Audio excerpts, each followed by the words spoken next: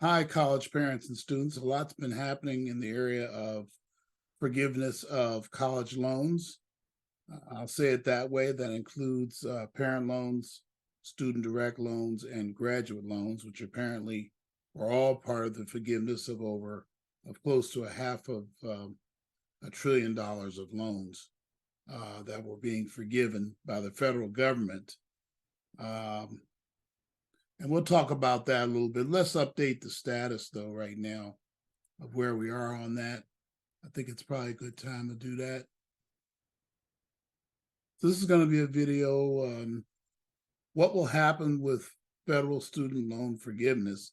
This is as of 11/25/2022, which is today for me right now. Hope you just had a wonderful Thanksgiving. Let's go ahead and get into this. This is based on my close study of the situation and my research that we're going to have two parts of this video. First part of the video, I'm going to update you on where we are, and then I'm going to tell you about where it's going, and then I'm going to show you where I think we'll go with loan forgiveness in the end on this, which will probably be next year, summer or fall, and it will be probably an election issue, but I'm not sure how big of an issue it will be, because I think both sides want some form of loan forgiveness. What we differ on is, whether there'll be conditions or not. We'll get into that. But what's happened since loan forgiveness? First of all, 8/22/2022, the president actually forgave loans. He had a press conference on, I believe, on the 24th of August, but he forgave loans basically up to 20,000 in loans. It could have been 10,000. There's an earlier video when I tell you the rules for all that. I won't get into that here. But you could apply it to undergraduate direct student loans, graduate student loans, and parent loans for undergraduate students up to $20,000. Now, it's based on a 2003 9/11. Yeah, 9/11. Some of you don't know what that was, might want to look it up. You may be a little young. 9/11 related law and the current COVID-19 emergency sort of melded those together, and that was the basis for the forgiveness. I won't get into the law in 2003 they're using and whether it was valid here. It would seem to be for veterans who were maybe had student loans, but not everybody. And that was only at that time because it was 9/11. There were veterans that went over there at great sacrifice to Afghanistan. Continuing on here now.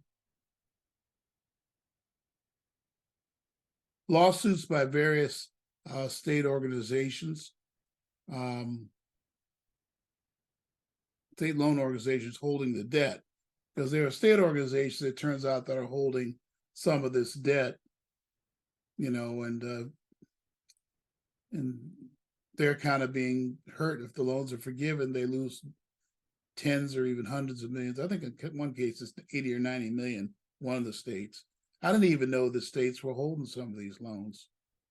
I'm not sure how that actually works, but that's what it ends up being. Individual debtors on the fairness basis, these are all filing lawsuits, these are private lawsuits, and conservative consumer organizations. So the belief that they're all conservatives that are doing is a little bit skewed. I mean, I think one of the loan organizations is in Illinois, and that's certainly not a conservative state. I mean, there's a mixture of states that are holding some of these loans that are suing to prevent loan forgiveness or to have it changed in some way. So these are all your civil suits, but those aren't the suits that stop the forgiveness. They still could have gone ahead and forgiven the loans and dealt with the litigation later. Forgive the loans and provide the funding. See, we'll talk about that. There's a little play on words there too. State lawsuits, however, were on a constitutional basis and forced the involvement of the federal courts. So when the states sue, then it goes to federal court. On 11/11/2022, the federal courts struck down, two different federal courts struck down the President of the United States loan forgiveness order. And they base it on Article 1, Section 9, Clause 7 of the U.S. Constitution, which indicates that if monies are taken from the Treasury, it has to be by legislation, by the representatives of the people. And even though the president erroneously said a couple times that he based it on that Congress had approved it, that was certainly not true. And I was really shocked when he said that, and the media didn't make more of it, because it wasn't true. It's never gone through Congress. Perhaps it will now, and it should have gone through in the first place. But I think they wanted to have that forgiveness out there for political reasons. It was right before the election. I know it's hard to remember that now, but it came out before the November elections, or right before the early voting period. And in fact, we did see a very large percentage of young people that voted at the polls on election day, and of course voted in favor of the president's preferred party. But I don't know if it's all politics. I mean, he promised it when he was running, so he was going to do something with this at some point. So I'm not too sure. I'm just giving you both sides. But anyway, the Constitution was the basis for the federal court striking it down. And I think there were people in the administration that were feared that would happen, but we'll never know which people those were. So the administration, a few days later, a couple of weeks later, almost 2 weeks later, appealed to the Supreme Court directly. That's why I'm doing this video, via the Solicitor General. And the Supreme Court, well, usually does one of three things. They may take the case and hear it. In that case, it's not ruled on until June. And that's probably what the administration hopes they'll do. Or they could just look at the decision of the federal courts and decide that it's not constitutional. They just don't hear the case. They won't even hear it. And that could come at any moment where they decide they will not hear the case. And they'll throw it back with specific direction to have legislation to solve it, that they're not the branch that should be solving it. And they probably are the wrong branch to solve it. I mean, if Congress ruled on it, it would never even go to the courts. We'd have forgiveness. And, they could have done that last session of Congress. They had control of both. They could do it right now. They have control of both houses. I don't know why they wouldn't just do it now. I know they're pushing a lot of social type things. They're pushing, a couple of social issues. I won't get into that now. But they could easily push this, but they're not. And now the Congress will be, one house will be Republican, one will be Democrat. And certainly you're going to have at least conditional loan forgiveness at that point, but I'll cover that in a minute. Well, what about the letter that a lot of you received from the Department of Education? A lot of you received a letter, and some of you I saw on social media, and I've seen it in different places now, local, next door, all these things. People said, "Oh, I got my loans forgiven." It's not true. They're forgiven. Well, the government can forgive the loans, but cannot send the funds to pay off the loan. So it doesn't mean that so it's really pending the funding of the loan when you read the letter. In fact, I have the letter right here. We'll talk about, I have it on the next page, I guess. Since the federal court has blocked the funding of loan forgiveness and the acceptance of new loan forgiveness application, your debt is not currently lowered or discharged. It is not, despite the letter. And I'll go over the text of the letter in a minute. Over 26 million requests for loan forgiveness were received. 16 million were approved, quote, with wording that looks like the loans will be forgiven. But it doesn't mean they can be forgiven and approved and pending, but that means that they have to hold up because of the federal court order. I know this administration and other administrations have cut corners in the past and tried to ignore the courts. This one's difficult because you cannot move funds and do things in the government if the courts have struck them or restrained them. The federal government did extend the freeze on loan payments to June 30th, 2023. They almost had to, because if it goes to the Supreme Court, they don't want people making payments while it's being ruled on. That's dangerous because the court could rule that they won't hear the case before then. And now what about the payments? And you'll see in a moment, I think right here, it's cost them a certain amount per day. I think $9 billion a day. We'll talk about that maybe later.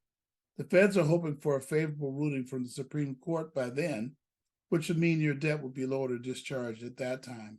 Now, I caution people, but if you have a balance on June 30th after the discharge, you got to start making those payments. So some people ought to be making principal only payments right now. You ought to insist on it because you know sooner or later you're going to have to pay if your loans are greater than 20,000 or greater than 10,000 for some of you. So I really think that you should start paying principal while there's no interest. Make some progress on that loan. But on the other hand, if your loan is less than 20 or 10,000, that's what you expect to get, one or the other. I guess you just don't make payments. Here's a copy of the letter. This email provides you with an update on the on-time debt relief plan. That's what the first paragraph is all about. But then it says, unfortunate number of lawsuits were filed. You know that. I told you about that. They really should have said civil and federal action has been taken. We will keep your application information. We'll continue our review. So, you know, the Biden and Harris administration committed to help borrowers recover from the pandemic. So some people read this and feel that they've got my application, I'm going to get it. We have the information to process your loan. They feel like that's approval. There's another one out there that says it's pending, but these are not letters that guarantee the funding of your loan, that your loan will be reduced or forgiven. So please, students, I don't, and parents, students, you have parent loans, don't take this as approval. So what is your situation now is the big question, right? Well, since the feds extended the freeze on interest, they have made it easier, highly likely that you will wait. It's easier to wait, and it's highly likely you'll wait. The question is, what will happen if the Supreme Court of the United States, SCOTUS, refuses to take the case or strikes the loan forgiveness? They can just refuse to take it, and it goes back to whatever the lower court decided, and the lower court said no. But they could just strike it because they don't want to see it again ever. And they could provide direction to go to Congress. Since payment suspension is costing the feds $9 billion per month, the House and the Senate could now decide to pass their version of loan forgiveness, which would be legal and constitutional the minute it's passed. I mean, the president could veto it, I suppose, but I don't think he will. Well, if some of the conditions he just doesn't like and he's under political pressure, he won't sign it. But I think that would be politically damaging to not forgive some of these loans or not to allow some forgiveness. There are people like me that want to see the forgiveness, but with conditions. I'll talk about that in a minute. The political reality is that this version probably will not be unconditional forgiveness, this meeting at that time next year. And it could be any time from, February through June. If the court just says they're not going to hear the case, you'll learn about that right away. If they rule on it, you hear about it in June, which is why it was extended. The political reality is that this version will not be unconditional forgiveness. I don't think so.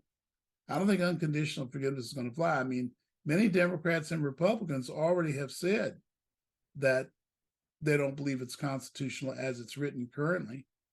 And they're concerned about the very wealthy able to get their loans forgiven, as well as the poor. Why shouldn't more go to poor people than rich people on loan forgiveness? I've also heard some senators and Congress people say, hey, what about people who paid off their loans?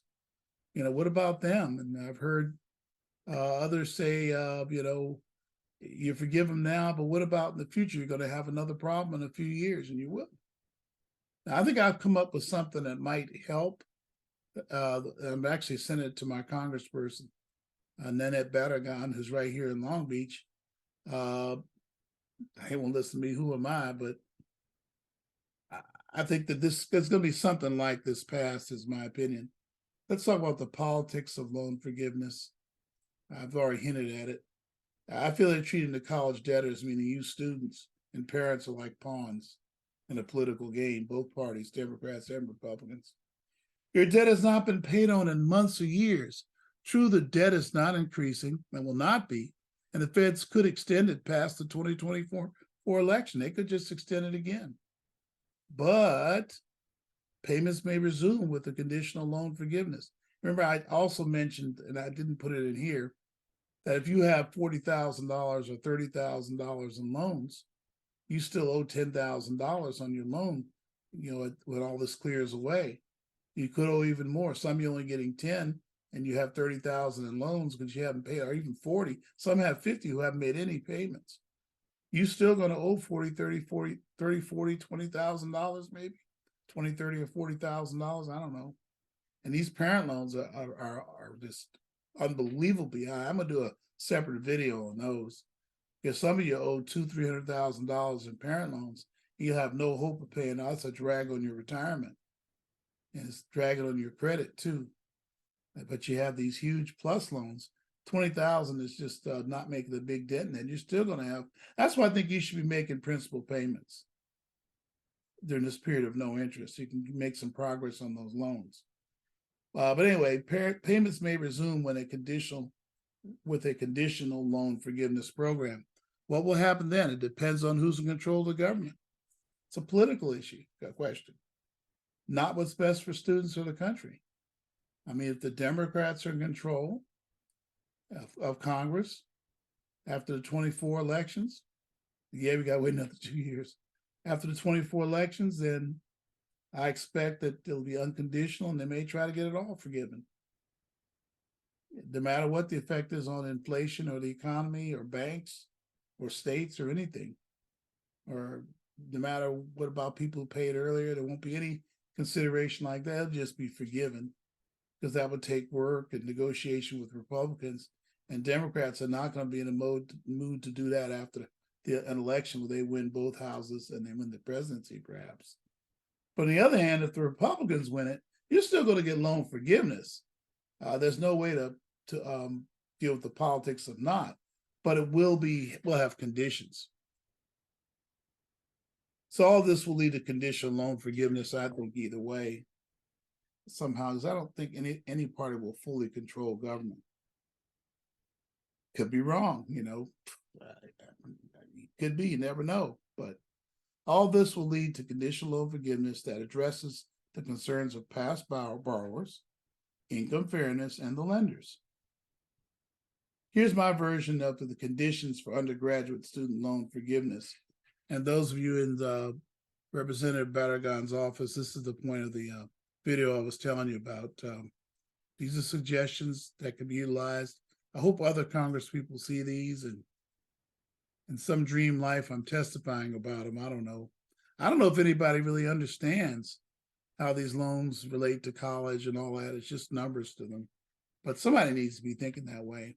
First of all, I think the maximum forgiveness should be, okay, I go for your $20,000, shall be $20,000 or 5 years of student loans, whichever is less. So you can't get it indefinitely. You stay in school for 10 years, you get your loans forgiven. We want to encourage students to graduate. So let's just say 5 years. The debtor must have an income less than $100,000 in 3 consecutive years preceding the year of loan forgiveness. So you got to make less than $100,000 for 3 years in a row. And then I think you're a candidate for forgiveness. I mean, very, very generous there. I mean, 80, 90, 100, and you're single, you should really be able to have made payments on your loan. But we have something for that already. Debtor shall make no more than 18 payments or 12 payments in 12 months consecutively, or the equivalent amount over a 12-month period. So you get a student loan, you need to pay 12 months in a row, or 18 months of loans, or over an 18-month period making the 12. Or you just make all 18 payments. Maybe they're not consecutive, right? Maybe you miss months in between, but it adds up to 12 over an 18-month period. I think you should be a candidate for loan forgiveness. But I don't like it where people haven't made any payments at all and are trying to get a loan forgiven. I don't think that that's a responsible thing to do. Some of you might wonder why we're capping the forgiveness. I think to have it higher or an indefinite amount of just forgiving everything, it unfairly treats, it basically says whether you went to a $90,000 college or a $15,000 college, we're forgiving your loans. And I have trouble with not having a cap on it for that reason. I think I have another bullet for that here coming up. After graduation from an accredited college or university, the debtor must serve 200 hours of volunteer service at an approved 501c2 or C3 charity. No political volunteering for any political party. There are no exceptions to this requirement. So I think everybody should do some volunteer work to get forgiveness of government loans. It's not nearly equal to the amount of the loan usually, but it's something in return to your country you give in return for your loans. You pay something, so you pay in the form of community service, volunteer service. And the government could put out a list of approved volunteer service so people, some of these organizations could sign up for it, like mine. They could sign up to go on the volunteer list. Should be some organized way for that. Then people could work those hours off. I think this is a very important provision because I don't think students should go to college for free. They shouldn't get free money in the form of a loan. A loan was never meant to be free money. It's meant to be repaid. So there you go. 200 years of volunteer service, everybody. So you're going to make the 12 to 18 months of payments. You're going to do 200 hours of volunteer service at an approved charity. And I think that's fair. And you can get your loans forgiven up to $20,000. Honorable military service, Peace Corps service, or Teach for America service for 4 years shall be counted for full and unconditional direct student loan forgiveness. I could go for 3 years too. I think that would be okay. But you get unconditional loan forgiveness on those of all your loans. So there you go. 25% of any previous loan payments above the 12 months of payments shall be applied as federal income tax credit, not to exceed $3,000. So you get a $3,000 tax credit if you pay it off your loan. I think it's the least we could do for people who've went ahead and paid off their loans. Don't you think? I mean, some of that funding you don't use to do loans, you can use to fund this. Because I think $500 million is too much and not doing enough for people that really deserve it. People who paid their loans and people who are poor should be getting more of that. I hope that's clear to you. And I don't have a problem with a person making a lot of money who's paid off their loans earlier in their life getting this $3,000 tax credit. All loan payments should be without interest. We should not be paying interest on student loans. What is that all about? You're paying a tax to get your loan? These are government loans, remember? Since the Obama administration, 2015, these are not private loans. So what are we paying interest for? It's the money in the treasury, it's from us.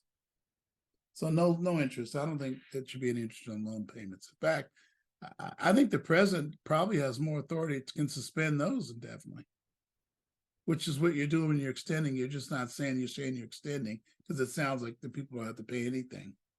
But you should require them to pay principal. There should be no interest payments. As new students graduate from college and enter the direct student loan forgiveness program, the first payment occur at any time in accordance with the third item here, which we had up here. Okay, so you can start payments. That's the one that has 12 to 18 months in it. You can start that. I think students should start while they're in school. Why not? Well, they could, as I'm saying, after they graduate. So after they graduate, they should. Why do we wait the 6 months? They say they can wait 6 months and not have to do anything. No, they should start paying right away because they can get it income adjusted to a smaller payment. You remember? I don't say anything about that here. They can still do that. They can adjust to get an income adjusted payment and just make those 12 payments. They've met that requirement. I don't see how that's a problem. They should start right away. Why are we waiting 6 months and a year? Loan forgiveness shall not apply to graduate or doctoral loans. I have a problem forgiving graduate degrees, graduate loans. That's something you did on your own. You could have done it far cheaper. And that's one where there's a lot of disparity in cost. I mean, you could get a social work degree from USC will cost you $150,000. Get the same social work degree from Cal State LA, it's $8,000. And you're going to forgive both people's loans, even $20,000 of each. I think that I'm not comfortable with that. I don't think graduate students should ever get loan forgiveness. They should factor in the price before they go get the graduate degree. And nor should doctoral students, not of any kind. Now, I think the PLUS loan could be, and I do say something about that here. Loan forgiveness will apply to parent loans, so they went for students who are undergraduates. subject to the applicable conditions for undergraduate loan forgiveness. So some of those conditions won't apply, but most of them will. Like the volunteer service, they should do that. If you have $200,000 in loans, I'm sorry, if you have more than 20,000 in parent loans, and you want to give 20, you're going to have to do some volunteer work, maybe for your church or for someone. I think volunteer work should still apply to parents as well. Maybe I'm wrong. Maybe we shouldn't. I guess I could give up that one, but parent loans still get loan forgiveness. You can figure out which one of those points apply to it. Loans forgiveness will only apply for one undergraduate degree. Students shouldn't be able to go back and get loans again and again. If they got 2 degrees, we should be forgiving the loans on the one, or if they're in progress for a second one, just the first one. Or I don't see it applying to more than one, even if you haven't gotten the 20,000 total. It's a one-time thing, and that's it. You get 1 degree. If you want to pay for the other degree, that's fine. All right, I hope that helps. I mean, I think that puts it all into perspective on what I think about the current situation with loan forgiveness. Hey, if you have any questions, why don't you comment below, shoot me an email. I'm anxious to hear your views on this. And God bless you, and I wish you all the very best. And I'll be hoping for the best in 2023 on this issue of loan forgiveness.